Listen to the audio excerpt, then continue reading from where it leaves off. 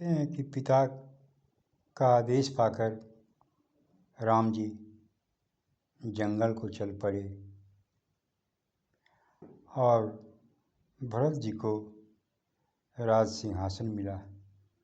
लेकिन भाई भरत राम के बड़े प्रेमी थे, राम को बड़े भाई के रूप में सम्मान देते थे और उन्होंने राजगद्दी उन्हीं का हक समझा।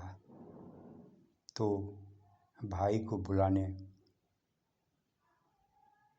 चले गए जंगल की ओर कि हमारे भैया कहाँ हैं, मैं उन्हें बुलाकर पुनः राजगद्दी सौंप दूंगा। मैं इस राजगद्दी का अधिकारी नहीं हूँ। जब भरत राम से मिले तो राम ने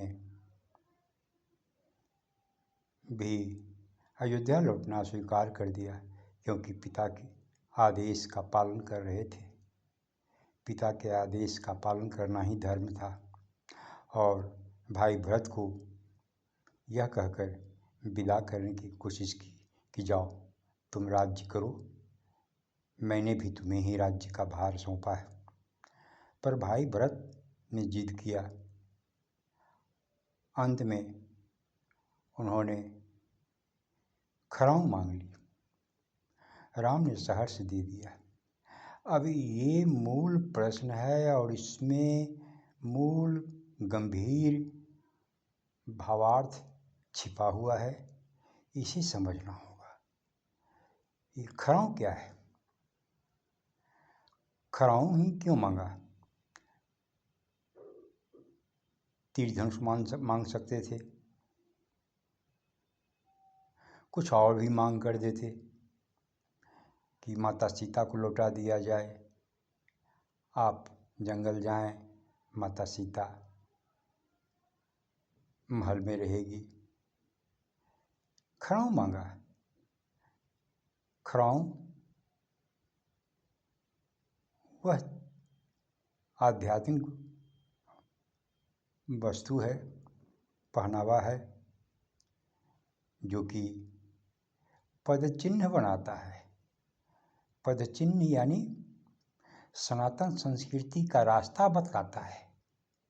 जिस पद पर महाजन गए हैं, जिस रास्ते पर बड़े लोग चले हैं, उसी रास्ते पर छोटे लोग चलें तो उनका कल्याण होगा, समाज का कल्याण होगा, राष्ट्र का कल्याण होगा, सबकी उन्नति होगी, सबको शांति मिलेगी। यानी बड़े बुजुर्ग जिस रास्ते पर चले उसी रास्ते पर छोटे को भी चलना है। रास्ता क्या है? वह नियम, वह कानून, वह विचारधारा, वह व्यवहार, ताकि किसी को अशांति महसूस न हो। राजा प्रजा को कैसे आगे बढ़ाए, शांति प्रदान करे, इसके लिए बड़े बुजुर्गों के उपदेश जो सनातन है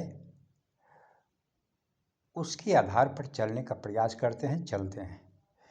तो भरत ने भी भाई राम से यही सनातन पद्धति, सनातन संस्कार, सनातन पद चिन्ह, सनातन विचार चिन्ह, सनातन विचारधारा को मांग लिया कि आपका जो आदेश हो, आप कैसे अपने देश को, अपने राज्य को, अपने अयोध्या को, अपने अयोध्या की प्रजा को आगे बढ़ाना चाहते हैं शांति से, वो विचारधारा मुझे दे दें। और उन्होंने सहर्ष बताया कि भाई भरत, तुम इस प्रकार से अपने राज्य को चलाना और यह समझकर चलाना कि मैं राम बड़े भाई जी के आदेश पर शासन कर रहा हूँ, मैं शासन करता नहीं हूँ, मेरे राम ही शासन कर रहे हैं। यही है पद चिन्ह, यही है खराऊ। खराऊ का मतलब कि जो उनका पैर जिस पर रहता था, जिसे पहनकर वो चलते थे, उस पर उसकी पूजा मैं करूँगा। उनके विचारों को, जिस विचारधारा पर चलते थे, जिस विचारधारा में चलते थे, जिस विचारधारा को मानकर चलते थे, सनातन विचारधारा को, उसी के रास्ते पर मैं चलूँगा। मैं अनुशासित रहकर अपना समाज, राष्ट्र को, अपने राज्य को चलाऊँगा। यही है पद चिन्ह और यही है खड़ाओं की पूजा, यानी उनके विचारों की पूजा, उनके विचारधाराओं का सम्मान करना ही खड़ाओं की पूजा है। ओम ओम।